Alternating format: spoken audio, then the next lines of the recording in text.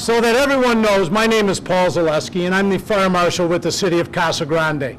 And I'd like to take this opportunity to thank you for coming out and making a difference in your community. This is our 5th year with our smoke detector program, and we've installed over 3,600 smoke detectors in our previous 4 years. We've normally targeted 600 homes, and we usually get into about 50% of those homes. This year, because of the turnout that we always get, we decided to kick it up to 850 homes, and I have to tell you, I came here this morning, and again, Casa Grande, the citizens here, have not let me down. Look around the room, you're all volunteers. Give yourself a hand.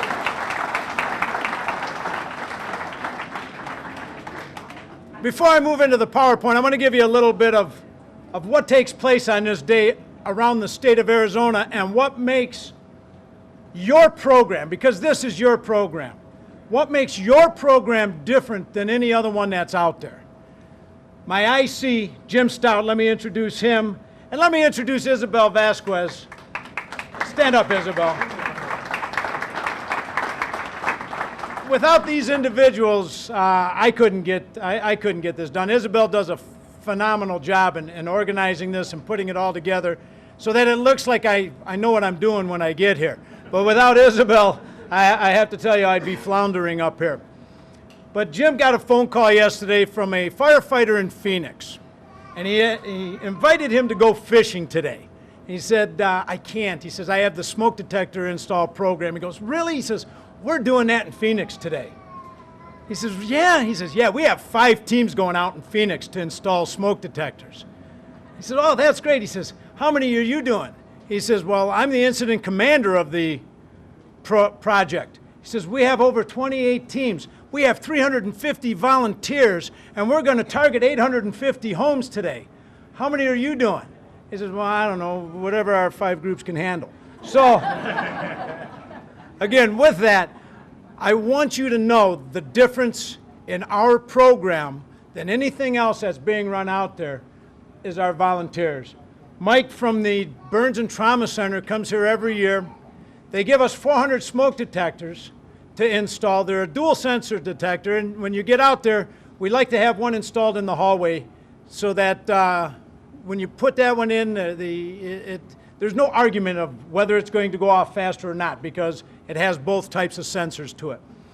But they give us 400 detectors because you're going to make sure that those go up on the ceiling, is what he told me today. He says, Paul, we give Casa Grande 400 of these because you put them on the ceiling. Not me, you put them on the ceiling. And that's the important thing of a workable smoke detector, is it saves lives. When you come out here today, and I'm looking around the crowd and I see everybody. I told Jesse I was going to wear my Michigan hat today, but I didn't. I just don't have that. For this day, because he's out here every year, I even let him wear his Ohio State cap because, you know, see, we got Ohio State fans here. I welcome everyone to save lives and install smoke detectors. So everyone can come and get involved. I want to tell you a little story before I get into the PowerPoint of the importance of smoke detectors in our own community. This year, our firefighters responded to a fire, and they got to the house full of smoke, performed a search and rescue, and saved the victim. Pulled the person out of the house, and we got them to the hospital. The person lived, which is a great thing. Part of my job is also to go through and investigate what starts the fires and how the fires spread. So when I looked through and I sat down with my firefighters and I explained to them what took place, we were about 5 minutes from an event that is called a flashover. And that's when the temperature in the rooms reach a self-ignition point and the whole room bursts into fire. What we found out is that they were 5 minutes away from that. We got the victim out, we put the fire out, but none of the smoke detectors in that house went off. It had smoke detectors, but none of them went off. And I don't want to sit up here and say, boy, our citizens are lucky, because we have the opportunity now to go out today install the smoke detectors so that they go off and maybe give that individual an opportunity to get out of the house on their own. It was a very successful save. Our guys did a great job. The person still spent 2 weeks in the hospital to recuperate from smoke inhalation. Why? Because we did not have workable smoke detectors in the home. What do people do with their smoke detectors when they start beeping? They put them in a drawer. They cover them with a towel. Ken, you'll be seeing Ken out here in a little bit. He's out handing out our equipment, but he came into our program 5 years ago, and when we were up here telling him about it, I says, you know, you'll find the smoke detectors in the drawer, covered up with towels, just so that they don't make that noise that's so irritating. And he came back and he went, my God, he says, I thought you were kidding. He says, I found 5 homes that had smoke detectors stuffed in the drawer. He says, 1 was in an oven mitt. Okay? So what I'm telling you is it does happen. We make a difference. You make a difference in your community, and I thank you for coming out and being involved. And again, give yourselves a great round, big hand, because without you, the program doesn't work. It doesn't matter if I'm out there and telling everyone that they have to check their smoke detectors, they have to do these fire-safe things. To show you, and I don't want to pick on government, but to show you how government gets involved in this, for those of you who are old enough to remember Harry Truman, in 1947, he put together a program, a white panel, and he brought in all the experts in the fire service and says, what do we have to do to save lives? Because we have so many people dying in house fires, what do we do? And they went, well, we got the 3s. We have to educate them, we have to enforce a code so that homes are built safely, and we have to buy equipment and train our firefighters. So we did a really great job on codes. We developed codes, and we have a building department here that enforces a building and life safety code for how homes are installed and built. We have great equipment. Our equipment has gone up, and we've trained our firefighters. The one thing that we've lacked is educating our public. What we have to remember is our public continues to change. We have these young people here, and if we tell our message to the gentleman in the back 10 years ago, these people didn't even hear it. So it's a continual education, and we've failed in that. What are we looking to do? This program helps. It's not the answer, it's not the cure, but it is a step in the right direction to make sure that our people in Casa Grande know the importance of smoke detectors and being fire safe. So that was a pretty long welcome, so we'll get past slide 1. The goal of our program is to heighten your awareness. When we look at training our people here, I've got 350 volunteers, probably 200 of them here now, and 150 of them that have worked through the week and putting our bags together, getting everything set up. Right there, I've touched 350 people with the importance of smoke detectors. They've touched their families. So if we look at the average American family of being 4, 350 people this week, this month alone in Casa Grande, we'd hit 1,500 of our citizens before we even went out and installed a smoke detector. So it's building awareness. How many of you are first-time installers here? This is great. This is great. I want you to look at it because I'm going to ask how many of you have been here multiple times. You have to look at the program and see how many people come back year after year after year. It has an important value to the community. And for those that have come back, what kind of feeling do you have at the end of the day? Awesome. There you go. There you go. Most deadly fires in America occur between the hours of 6 and 10 p.m. when we're asleep. The purpose of the smoke detector is to make sure that we give you an opportunity to wake up from that before it gets too bad in the house. So nationally, there are 400,000 fires every year. We have $7 billion in property damage, and we have 16,000 injuries. Our at-risk factors are children 4 and under, adults 65 and older. Does anybody know why? As we're young, they don't know how to react. They don't know how to react to an emergency. As we get older, we know how to react, but we don't react as quickly. I know that because I can't play baseball anymore, okay? And I used to be able to do really good at that. And as I aged, I can't move as quick.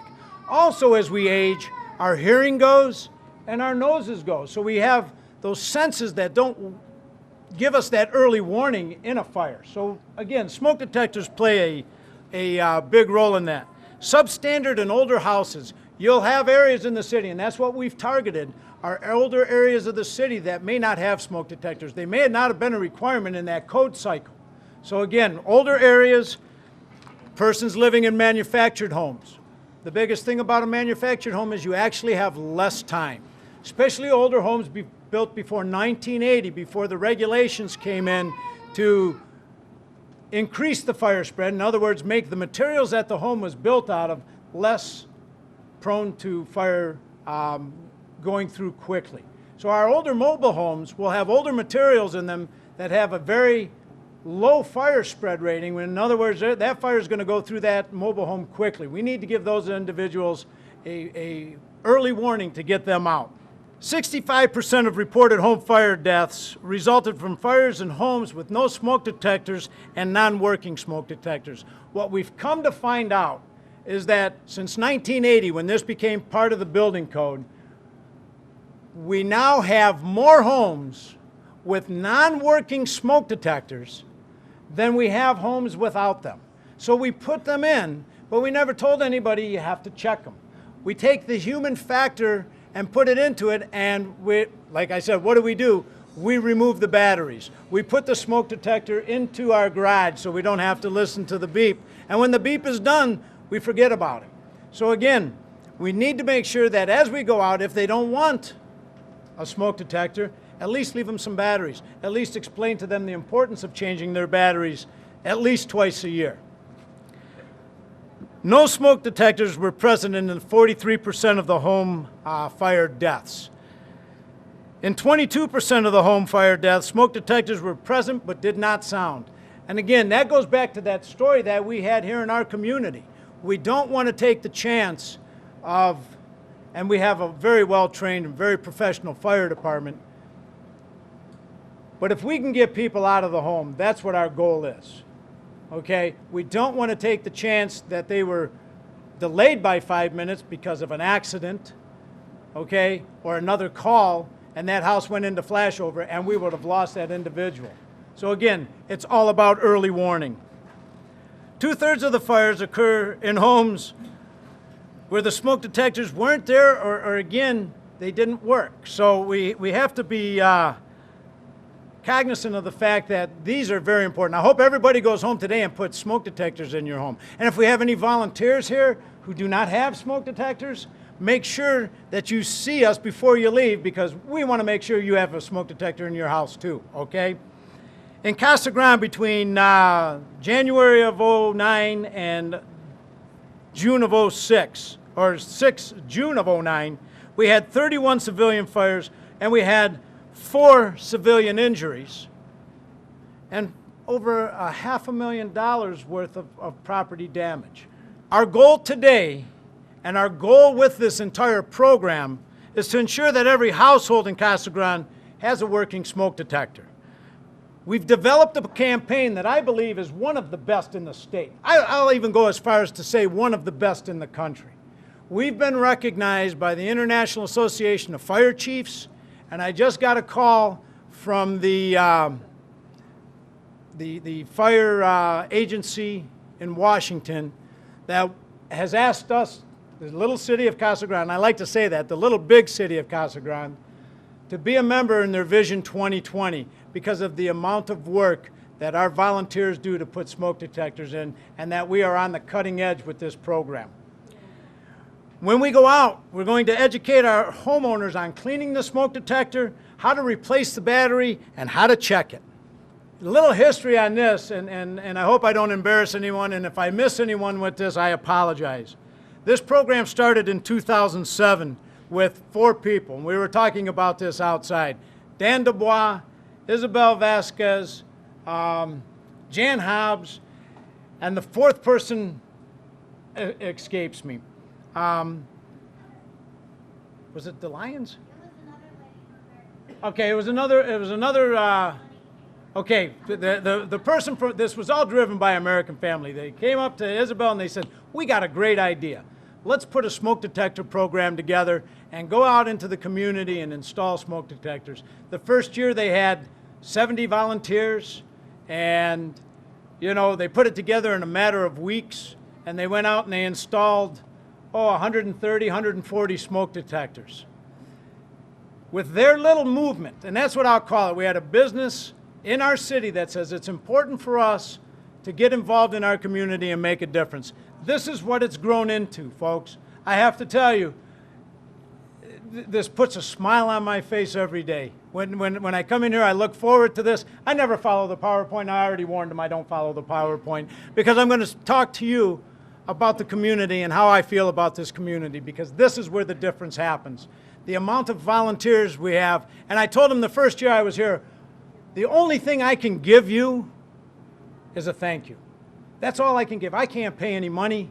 I can give you the smoke detectors, but all I can say is thank you. And that's what I'll say today is thank you, because you make the difference. So we'll give you a little history. In 2007, we targeted 245 homes. We installed in 105. We installed 226 smoke detectors, 113 batteries, and we had 94 volunteers. Last year, we targeted 680 homes. We installed in 331. We installed 1,200 smoke detectors, 431 batteries, and we had 350 volunteers. This year, we're going to target 850 homes.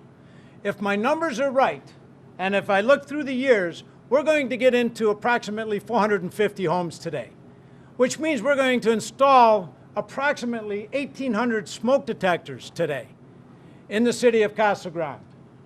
When you go out, you'll receive in your equipment bags packets that help educate the public on fire prevention. We'll remind them to check their batteries. We'll replace all the batteries when one's chirping, so that they're aware that when that chirp goes off, the thing to do is put a new battery in it, not take it down out of the house, okay? And one of the most important things, especially for families with young children, is to have a fire escape plan. Isabel is out to our schools every year. We hit the kids with it. I see them shaking their head here in the front row. And it's important to make sure that your children and yourself, you're aware of getting out of the house and how you find two ways out, just in case you have a fire in another area. What we want to do is we want to make sure we install a smoke detector in the hallway and outside of every bedroom, okay? And we want to install a smoke detector in every bedroom. So if we have multiple hallways, we want to make sure we get that smoke detector at least halfway down the hallway and get a smoke detector in each room.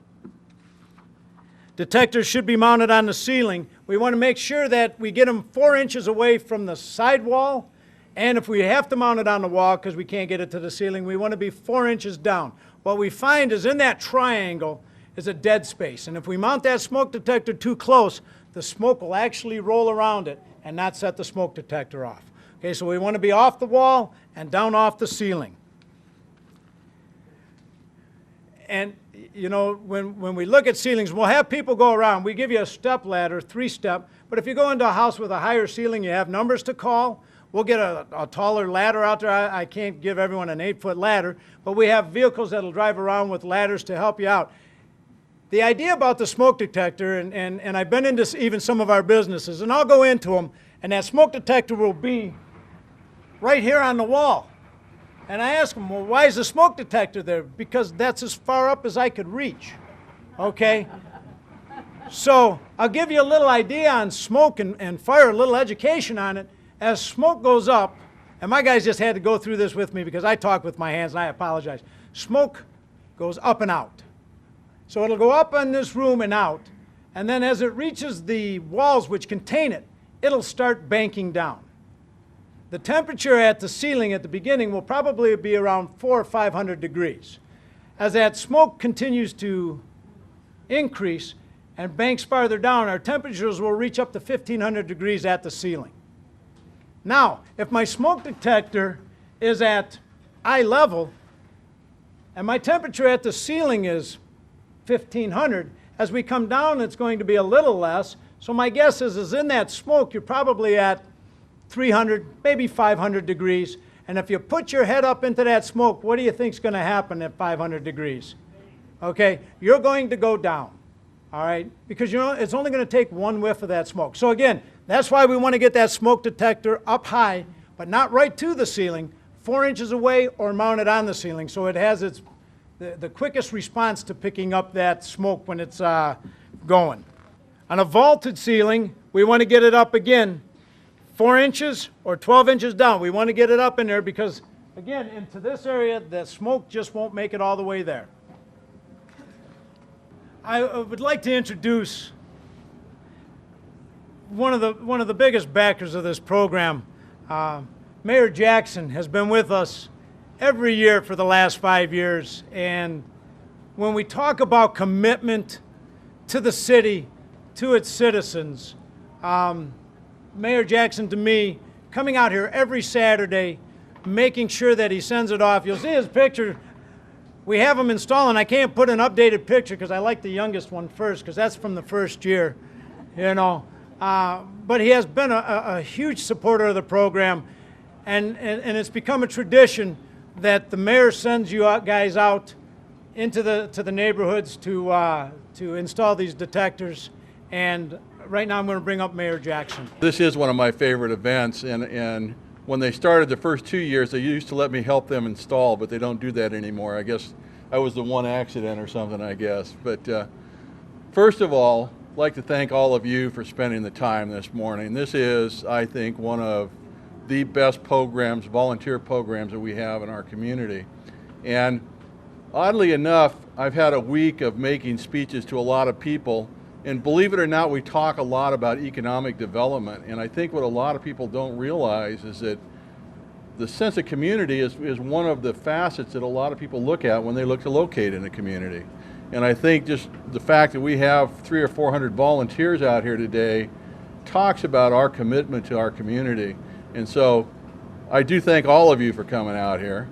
I do think that it's important that we recognize the sponsors, and I know Paul has done that probably 20 times this morning, but I'd like to just quickly personally thank American Family Insurance for all that they've done since we started this program, APS, Home Depot for donating all the tool packs, Daisy Brands, Walmart, Olive Garden Restaurant, Frito-Lay, EG's, and the Foundation for Burns and Trauma. And I will tell you, the first year I went out and helped, it was because they had lost lives in a fire the previous year in that neighborhood.